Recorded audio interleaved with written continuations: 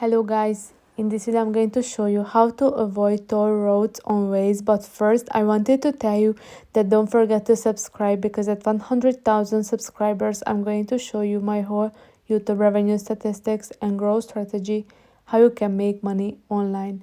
So let's jump into it. First, open the app, then on the home page you have to click on the three lights icon at the top left corner, then click on the settings, and now at the driving preferences section you should see the first option is navigation.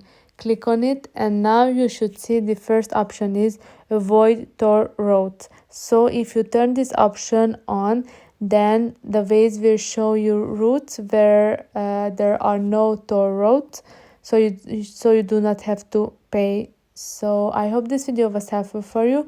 If it was, please consider subscribing, and see you in the next one. Bye bye.